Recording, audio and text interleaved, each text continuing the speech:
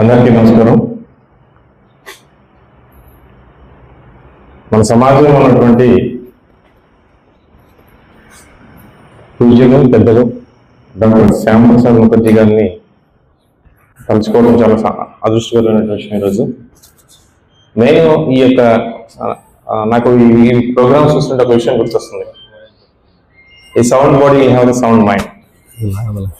Sound mind రావాలంటే మనకి strong body ఉండాలి.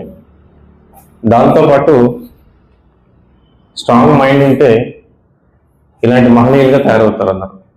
అంటే మన ఆలోచన విధానం, మనం చేసేటువంటి కార్యక్రమాలను బట్టి మన ఫ్యూచర్ కానీ, మన యొక్క లైఫ్ స్టైల్ కానీ, మన యొక్క సొసైటీలో గౌరవంగా నిలబడతారు. ఈ మహానుభావుడి గురించి చెప్పాలంటే ఆయన కలకత్తాలో జన్మించారు. తర్వాత వాళ్ళ నాన్నగారు ఆల్రెడీ వైస్ ఛాన్సలర్గా చేసి విద్యావేత్త, న్యాయవాది. ఈయన కూడా న్యాయవాది, సెంట్రల్ గవర్నమెంట్లో మినిస్టర్గా కూడా పనిచేశారు.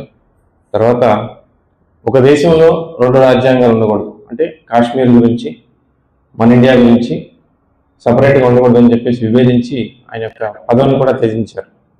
సో మనం ఉన్నతంగా ఆలోచిస్తే మనం ఉన్నా లేకపోయినా మన తర్వాత కూడా మన ప్రజలందరూ గుర్తుపెట్టుకుంటారు. కాబట్టి అందరూ ఆ స్థాయిలో ఆలోచించాలని కోరుకుంటూ ఈ అవకాశం ఇచ్చినట్టు మీ అందరికీ కృతజ్ఞతలు తెలియజేస్తాను. Thank you.